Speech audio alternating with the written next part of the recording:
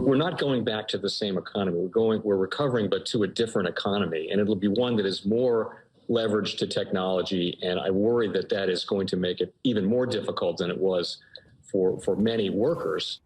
In Silicon Valley, and my friends who work in technology know that what we did to the manufacturing workers, we are now going to do to the retail workers, the call center workers, the fast food workers, the truck drivers, and then even bookkeepers, accountants, insurance agents, lawyers, and on through the economy. So what happened to the manufacturing workers is a very clear sign of what's going to happen to these other workers moving forward. Is it true that you're building out a cryptocurrency capability? No. I mean, we're looking at it. As I said, in the past, we are very excited about blockchain technology. That's what we're looking at, even in the Aladdin universe, what we're trying to do there. So we're looking at blockchain technologies, and we're looking at all the crypto. Blockchain isn't crypto. Blockchain is just the underlying technology. Well, that's the most important thing. Whether it is a cryptocurrency, we're studying them to see how they're performing. And it may be, it may be. Don't your clients want crypto exposure? No, I don't believe any client has sought out crypto exposure. Really? Yes. But at some point they might. Do you need to be prepared? I don't, at the moment, no. It's interesting. Yeah. Goldman Sachs is building out a cryptocurrency trading desk. Morgan Stanley is doing the same thing. JP Morgan's doing the same thing. Yes, because there's elements of people who are looking to trade it. I have not heard from any one client they're looking to buy a cryptocurrency at this time. When it becomes more legitimatized, when it has the true open nature of it, that you identify who the players are on both sides, that's when we'll probably look at it as an alternative, to all currencies. But I have right now. You are where then? You are. What do you mean? Just studying it?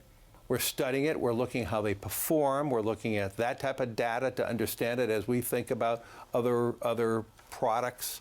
But right now, I can tell you it worldwide. I have not heard from one client who said, I need to be in this. Have you developed a view on Bitcoin and cryptocurrencies? And what is Blackrock doing about them? Well, I believe in blockchains. We're looking at many blockchains.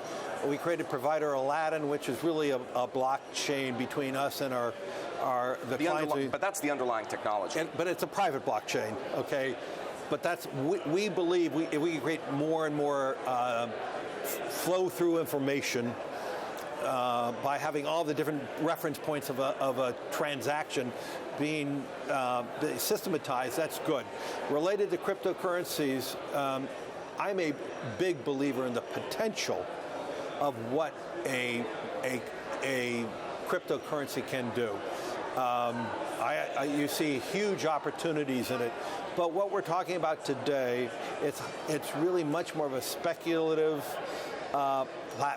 People are speculating on it, but most importantly, what I think about most of these cryptocurrencies, it just identifies how much money laundering there is being done in the world, how much people are trying to move currencies from one place to another. So I actually believe you're seeing the demand for it, but let's be clear, if we created a true global digital currency, I hate the word crypto, a digitized currency, then then you would not have money laundering anymore. You would have everything understood, everything would be flowing through, everything would be identified. You could see all the application, except I'm horrified on one point. How do we preserve the system from cyber problems? Because if the whole world is using this one network for financial transaction, it presents a lot of systemic risk. Is it time yet for BlackRock to either trade in digital assets or digital virtual currencies, if you prefer, or to create a product for your clients?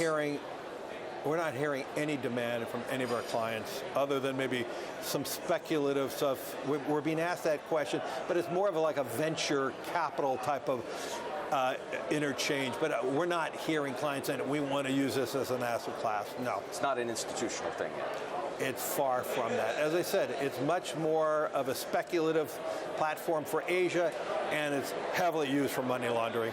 Welcome to the Crypto Teacher. And guys, I come back with that video just to make you think. Now we have BlackRock announcing that it's going to be diving into Bitcoin futures. And we know, guys, when it comes to Bitcoin futures, they are cash settled. So what are they doing? They're opening up the casino. They drove it up to 40,000. Now they're going to drive it down to 500, guys. We know the game. So now they're just going to keep manipulating this price. We know Grayscale is manipulating heavy. Now we have the big gun that's coming in. Over $8 trillion worth of assets is coming into Bitcoin. And guys, we still don't have the real use cases there. It's all speculation. So now they're going to open the floodgates on speculation. You heard Larry Fink on several videos. One was in 2018, one was in 2019. Guys, that's all they talk about is speculation and money laundering. It's the same thing when it comes to Bitcoin. But all along, they're behind the scenes building this digital economy. Now, something very, very important that he stated, that you can see all the transactions. But we know when it comes to JP Morgan and the actual Federal Reserve 2.0, they have Z-snarks there where you can't see the transactions. So we know there's a way, guys. We know they're not going to allow us to see their transactions because what? They're the biggest money laundering, drug dealing, gun running son of a guns. Y'all have a wonderful day. There's a good chance you've never heard of Blackrock. Founded in only 1988, in less than 30 years, this American financial firm would grow to become the company that owns the world, managing assets worth $6.3 trillion. These are assets that belong to their clients, mainly the pension funds of ordinary people, teachers, police officers, nurses, and many more. And that's just the beginning.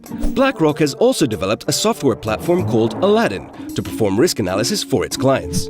It receives sensitive data from banks, insurance companies, and other important institutions. Through Aladdin, BlackRock has insights about the management of financial assets worth another $20 trillion. BlackRock also has shares and voting rights in many of the biggest European companies, in sectors such as energy, oil and gas, transportation, food, and of course, finance. The company holds public debt in the form of bonds and has real estate interests. And still, there's more. Our Rock, you see, wears many hats. Aside from being an investor, it is also an auditor and an advisor. Governments and central banks invite a BlackRock subsidiary called BlackRock Solutions to audit them and to provide advice about the management and rescue of banks. Yet at the same time, BlackRock is often a major shareholder in these same banks. In other words, the company often sits on both sides of the table.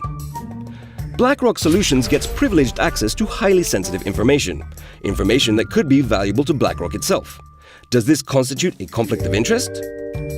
No, says BlackRock, which claims that the company has established Chinese walls between its different subsidiaries. In January 2018, BlackRock's founder and chairman, Larry Fink, sent a letter to all of the CEOs of the companies BlackRock is invested in, asking them to do more than deliver financial performance and make a positive contribution to society. So BlackRock not only owns the world, it also wants to save it?